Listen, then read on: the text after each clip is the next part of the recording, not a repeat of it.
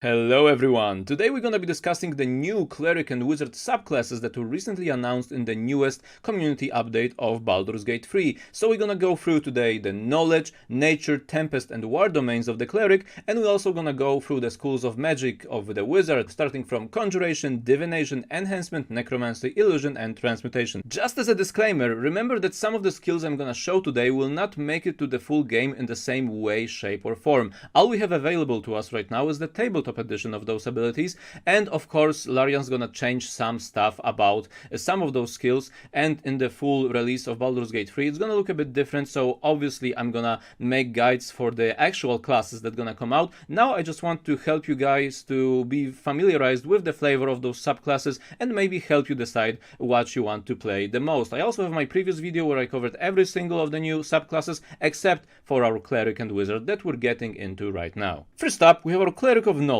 a very specific subclass, a very interesting choice by Larian because it relies a lot on your dungeon master, the interaction with your party and also the setting that you're in, and we know of course what setting we're in Baldur's Gate 3, and the situation will not always be as fluid as on the tabletop, so I wonder how they will implement it. For example, on level 1 you get Blessing of Knowledge, which makes you choose 2 languages that you become proficient in. Obviously it is useful in the game, and you can also choose to be proficient in 2 of the following skills: Arcana, History, Nature or Religion. Also useful of course in conversations. Your proficiency bonus is doubled for any ability check you make that uses either of those skills. This is great because you're actually gonna pretty much have guaranteed that you're gonna succeed on the checks of those abilities. Channel Divinity. Every Cleric subclass get their own specific Channel Divinity. In case of our Knowledge domain, it is Knowledge of the Ages. Starting at 2nd level, you can use your Channel Divinity to tap into a Divine Well of Knowledge. As an action, you choose 1 skill or tool. For 10 minutes, you have proficiency with the chosen skill or tool. Again, amazing in some campaigns, probably the ones that rely on narration and stuff like that. So again, I wonder how much you're gonna use it in Baldur's Gate. But obviously you're gonna use it a lot because there is so much recorded text and stuff that you're gonna do in Baldur's Gate that obviously it will be very, very useful. It makes you adaptable to any situation in the game. It's not very combat related, but it can just make your playthrough just be more diplomatic. Each of the Cleric subclass get their own specific spells that they have available to them added to their spellbook that you have always prepared. In case of the Knowledge domain, it's gonna be, remember, not all of those spells are in Baldur's Gate 3, so we're gonna get Command, we're gonna get probably Legend Lore, Speak with the Dead is in the game, but some stuff like Augury, Arcane Eye, I'm not sure will be in the game, so I really wonder what Larian will replace them with. On level 6 we get the Read Thoughts Channel Divinity. It's also useful in conversation, it's useful when you want to get some information out of someone. Again, it is not combat focused but very useful, but again,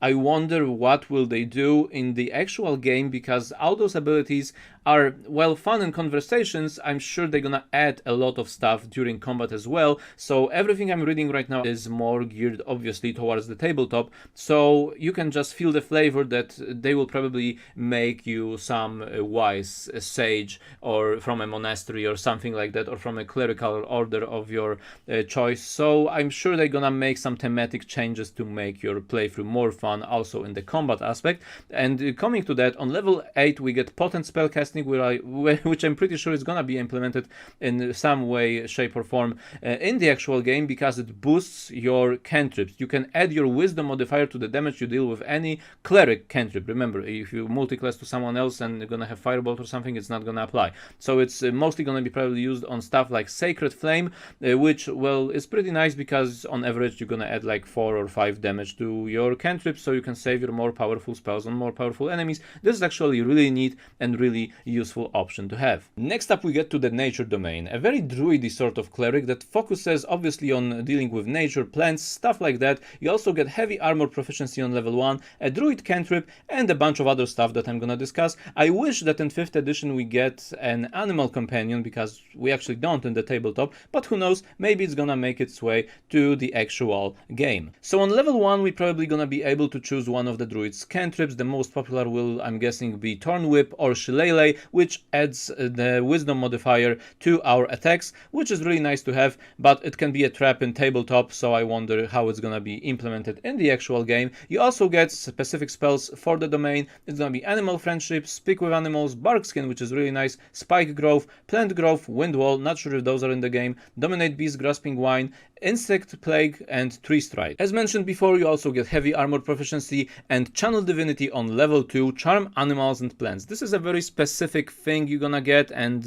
not sure how useful it's gonna be. Of course, again, it can be changed in the game to something else, because this is very situational, right? On early levels, you often meet a lot of animals and plants, less so, that you can charm, so it is situational. We'll see what's gonna happen if it's gonna be boosted a little bit. Dampen elements on level 6. When you or a creature within 30 feet of you takes cold, fire, lightning, or thunder damage, you can use your reaction to grant resistance to that creature against the instance of the damage. This is really neat. This is really cool because it makes you adaptable to any situation when you have to deal with those elements. Dragons come in mind. That's just gonna make you more resistant to those elements, and it's just gonna make your life easier. Divine Strike. Most of the cleric subclasses get Divine Strike on level 8, and the flavor is based basically on the subclass and domain that you pick. In case of the nature one, you're gonna get the ability to infuse your weapon strikes with divine energy. Once on each of your turns, when you hit a creature with a weapon attack, you can cause the attack to deal additional 1d8 cold, fire, or lightning damage. This is your choice to the target. When you reach level 14, that doesn't concern us because for now the level cap is 12. Tempest domain. If you want to feel a bit like Thor, this is the place for you to be. You get specific spells, of course, like Fog Cloud, Thunder Wave, Gust of Wind, Shatter, Call Lightning, very good, Sleet Storm, Control Water, Ice Storm, Destructive Wave, and Insect Plague. Insect Plague kind of doesn't fit for me in the lightning direction, but okay. Bonus proficiency at level 1, you gain proficiency with martial weapons and heavy armor. On level 1, you get Wrath of the Storm. When a creature within 5 feet of you that you can see hits you with an attack, you can use your reaction to cast the creature to make a dexterity saving throw. The creature takes 2d8 lightning or thunder damage on a failed saving throw. On a successful save, they take half as much damage. This is amazing on early levels. It is a lot of damage. It uses your reaction. It's really, really good. Channel Divinity, Destructive Wrath on level 2. When you roll lightning or thunder damage, you can use your Channel Divinity to do maximum damage instead of rolling. This is interesting because you actually don't get that many lightning spells as a cleric, so you are limited to a couple of them, but still, rolling the max damage, probably gonna make it to the game, sounds pretty neat. On level 6, you get Thunderbolt Strike. When you deal lightning damage to a creature that is large or smaller, you can also push it up to 10 feet away from you. Nice, some Fusroda action, you're gonna be able to push people away. We know there is a lot of ledges that you can push people from in Baldur's Gate 3, so this is awesome to have. Divine Strike on level 8, again, one of each of your turns, when you hit a creature with a weapon attack, you can cause the attack to deal an extra 1d8 thunder damage to the target, so this is specific to obviously using thunder strikes. Other subclasses sometimes get to choose the element or do actually the melee variant like bludgeoning damage and stuff like that. With our Thunderlord, let's say, it's gonna be lightning only. Now, last but not least, War Domain. You get some specific spells, of course: Divine Favor, Shield of Faith, Magic Weapon, Spiritual Weapon, which is not in the game and it is a very good ability, so I wonder if they actually gonna implement it. Crusader's Mantle, amazing. Spirit Guardians, a bit underwhelming in the game. Freedom of Movement, Stone Skin, very good. Flame Strike and Hold Monster, some really nice spells to have as a cleric. You also get bonus proficiency again, you get heavy armor, and you get martial weapons proficiency. On level 1, you also get your War Priest feature, which says when you use an attack action, you can make one weapon attack as a bonus action. You can use this feature a number of times equal to your wisdom modifier, at least once. You regain all expanded uses when you finish a long rest. This sounds nice on paper, but at least in tabletop, the cleric has a lot of actions they can take during their turn. You also have spiritual weapon as a bonus action. In Baldur's Gate, we don't have this spell, so maybe it's actually gonna be a bit easier to decide to use this feature. And again, I am not sure if they're gonna even implement it in the same way. Maybe they're gonna make it a bit different, but it is something that on early levels is nice because you are one of the few classes that can actually make 2 attacks a turn. On level 2, we get an interesting Channel Divinity called Guided Strike. When you make an attack roll, you can use your Channel Divinity to gain a +10 bonus to the attack roll, but you must make the choice after you see the roll, but before the DM says whether the attack hits or misses. So it's probably gonna work similar to Smites in Baldur's Gate 3. This is very nice to have. You basically guarantee a hit on a lot on the creatures you're gonna face. It is a nice thing to have. On level 6, we're gonna get the Channel Divinity War God's Blessing. When a creature within 30 feet of you makes an attack roll, you can use your reaction to grant the creature plus 10 bonus to the roll using your Channel Divinity. So similar to the level 2, but now you can use it also on others. It's really nice, especially to give to your rogue or to Gloomstalker when the first turn is very important and you want to make sure your body hits something. On level 8, we're gonna get Divine Strike. Again, as with most classes, you're gonna add the extra 1d8 damage of the same type dealt by the weapon to the target. So in case of the war cleric, it's gonna be based on your weapon. So if you're gonna have a sword, it's gonna be a slashing damage. If it's gonna be bludgeoning, well, you're gonna do bludgeoning damage. So that concludes our cleric domains, and now let us move to the wizard schools, first starting off with Conjuration. So the first ability we're gonna get is Conjuration Savant. Every wizard school get this sort of ability when it costs less for you to scribe spells in your spellbook in the specific spell class, and obviously here we have it with Conjuration. On level 2 you get Minor Conjuration, which is very tabletop specific, and I wonder how it's gonna translate to the game. I know this is a common theme that we are not sure how it's actually gonna work in the game, because it's mostly based on your imagination and the friends that you play with at the table. So I really wonder what Larian's gonna do with it. I expect to see this being more specific in the actual game with the conjurations you can do. There's probably gonna be based a lot on the summons as well, probably gonna make your summons stronger, stuff like that. It's pretty self-explanatory. Benign Transportation on level 6, you actually get to teleport, which is nice.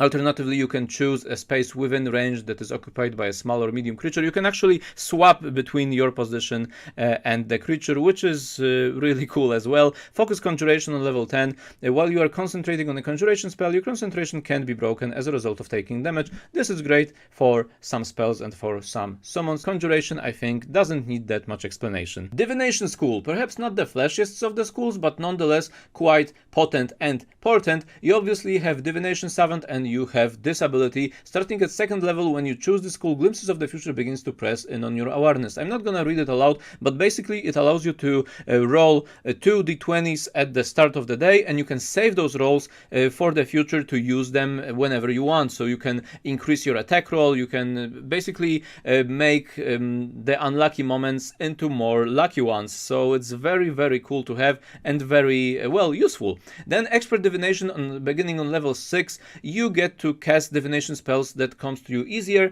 which means that you can expand your regain your expanded spell slot when you cast a divination spell of 2nd level or higher. Maybe I said it a bit complicated, but basically it means that when you cast a spell from a divination school from level 2 to 5, you actually can regain one of your expanded spell slot of the lower level. So it's also very nice to have. The third die on level 10, you get some neat abilities, like you can use to have during the day Dark Vision, Ethereal Sight, Greater Comprehension, or See Invisibility. You have to pick one of those. And again, I am not saying that you're gonna have exactly those choices and only those choices in Baldur's Gate 3, but this is more or less how the school functions in tabletop. Next up, we have the Wizard's School of Enhancement, a school that focuses a lot on charms and similar effects.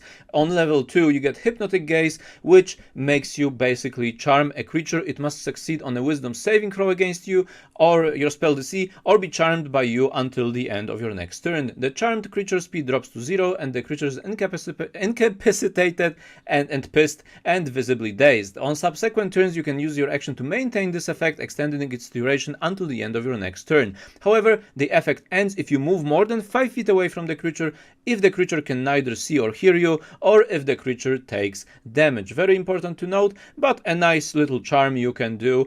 The question is if you want to maintain it, or do you want to actually start blasting instead of keeping up with this charmed feature. It is not bad, but it is not something incredible that you're probably gonna use all the time. Next up, we get Instinctive Charm on level 6, which is very cool because you can actually redirect the attack that is aimed at you. You can only use it, at least in tabletop, once per creature, so you can only deflect once like this, but it's useful when, for example, an enemy will focus on you on the first turn, you can just deflect the arrow or the spell or something towards someone else and hit even his ally if it's close to you. So this is just gonna make for a lot of funny interactions for sure. On level 10 you get a pretty powerful ability called Split Enhancement, which means that when you cast an enhancement spell of first level or higher that normally would target only one creature, now you can target two of them. So for example, you can hold person on two people instead of one. You can also cast some buffs like heroism on two people now instead of one. So it's a very cool thing, but it does come very late in tabletop on level 10. So I wonder if it's gonna be implemented maybe a bit earlier, or maybe it's gonna be replaced by something. But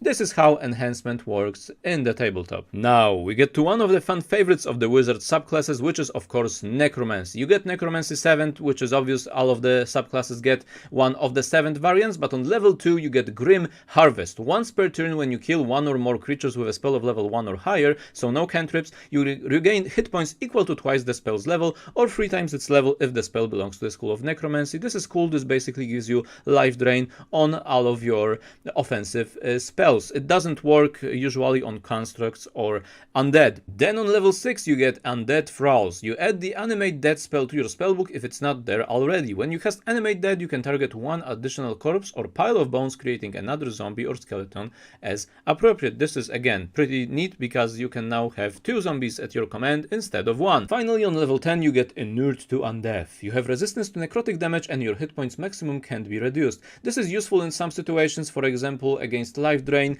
Some of the side effects won't be applied to you. Most importantly, your hit points maximum cannot be reduced below what you usually have. So this is another neat trick to have as a Necromancy wizard. Take note that I am not covering the abilities beyond level 12. They can be implemented in some shape or form in the actual game. For example, on level 14 you get Command Undead as a wizard school of Necromancy. It is a very staple feature of the Necromancy school of magic, which means you can basically, well, command an undead creature to do your bidding. I wonder if Larian will somehow implement it to the game. So keep in mind that some of the abilities you can research again as well for yourself and see if some maybe higher level abilities that go beyond level 12 perhaps will be also implemented in some of our subclasses. Next up we have the School of Illusion, a very unique subclass that relies a lot on your creativity and your imagination. Again, I really wonder how it's gonna be implemented into the actual game, but on level 2 you get Improved Minor Illusion. When you cast Minor Illusion you can create both a sound and an image with a single casting of the spell, so you get both of the effects that you normally have to choose from. Again, I am really excited to see what you're actually gonna be able to do in the game. On level 6 we get the Malleable Illusions. When you cast an illusion spell that has a duration of 1 minute or longer, you can use your action to change the nature of that illusion, provided that you can see the illusion. So this is very cool in tabletop because you can, for example, conjure, I don't know, a turtle and it can make a dragon sound to freak everyone around out. So again, I am really gonna be curious what it's gonna look like in the actual Baldur's Gate, how they're gonna tackle those sorts of abilities. And then on level 10 we get Illusory Self. You create a duplicate of yourself as an instant, almost instinctual reaction to danger. When a creature makes an attack roll against you, you can use your reaction to interpose the illusory duplicate between the attacker and yourself. This is really cool because you can make your opponent waste their most powerful abilities on you, because it is a guaranteed miss against you. And finally we get to our last school of magic, which is Transmutation. On level 2 you get Minor Alchemy, which is a bit underwhelming, at least in tabletop, because it lets you temporarily alter the physical properties of one non-magical object, changing it from one substance into another. You perform a special alchemical procedure on the object composed entirely of wood, stone, iron, copper, silver, transforming it into a different one of those materials. This is useful, for example, not sure how it's gonna be useful in Baldur's Gate 3 or if it's even gonna make it into the game, but it's useful, for example, to turn wood into silver, sell it, and then run away from the town to get some extra gold, stuff like that. You can also, maybe if you find yourself in prison, you can change the metal bars into something else to escape easier. So it has some cool potential in tabletop, but again, for the 7th time probably in this video, I wonder how it's gonna be implemented into actual Baldur's Gate 3. Stay tuned for that. I will come back to it for sure in the future videos. On level 6 you actually get a pretty cool ability called Transmuter Stone. You can conjure a stone that has benefits you can keep on yourself or give it to others. For example, you can give someone dark vision as long as they hold this item in their inventory. You can give them an increase to speed of 10 feet while the creature is unencumbered. Proficiency in Constitution saving throws can be very useful. Resistance to acid, cold, fire, lightning or thunder damage. You could have to choose from one of them. This is a very cool ability that you can give to one of your squishier party members, or if for example your human needs dark vision in dark corners of the Underdark that you're gonna go through, stuff like that. So it is a neat ability to have. At level 10 we get Shape Changer, which honestly is a bit underwhelming because you get Polymorph as a spell, but you can cast it only on yourself, and usually Polymorph you like to cast on enemies because you can only use it, you can only transform into a beast of challenge rating 1 or lower. So your eagles, your rats, your cats, for example, maybe the most challenging thing you can transform to is a tiger that has more HP. You can use it as a meat shield, but then again you have druids for that.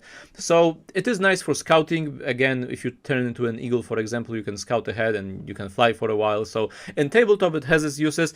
Once again, not sure how useful it's gonna be in our beloved CRPG, but I'm sure they're gonna buff it up quite a bit to maybe make you transform into something more powerful than a challenge rating of 1. And this, my friends, concludes the subclasses I had prepared for you today. If you want, you can check out my previous video where I covered all the other subclasses revealed to us recently. Stay tuned for next videos where I'm gonna do guides, probably more focused on the actual abilities we know we have confirmed in the game, and as we approach the release date of Baldur's Gate 3, I'm gonna make more guides and also more, maybe even lore videos, because I do like this kind of stuff as well. And you can tune in on my Twitch where we're gonna for sure watch together the panel from Hell, which I believe is on July 7th. So we're gonna discuss the stuff that will be announced there as well. To close in on the video, I just have to say a huge thank you for every single one of you that watched my previous video. I never expected it to receive the reception it got. I basically did it just for a couple folk from the Reddit community of Baldur's Gate 3 to help them decide with the classes, with the new subclasses that came out, maybe get some folk into D&D a bit more. And it's just amazing to me that you guys actually enjoyed it. I'm gonna do more stuff related to Baldur's Gate 3, but not only. I am a gaming freak overall, especially role-playing games, so stay tuned to see more from me, and hopefully you're gonna come back and we're gonna just be excited about gaming overall. But for now, Baldur's Gate 3 is just my most anticipated game, and I cannot wait to make materials from it. And throughout this whole month up to release, I'm also gonna stream my whole gameplay playthrough, everything related to that on my streaming Twitch channel. So thank you very much for watching again, and I'll see you very soon.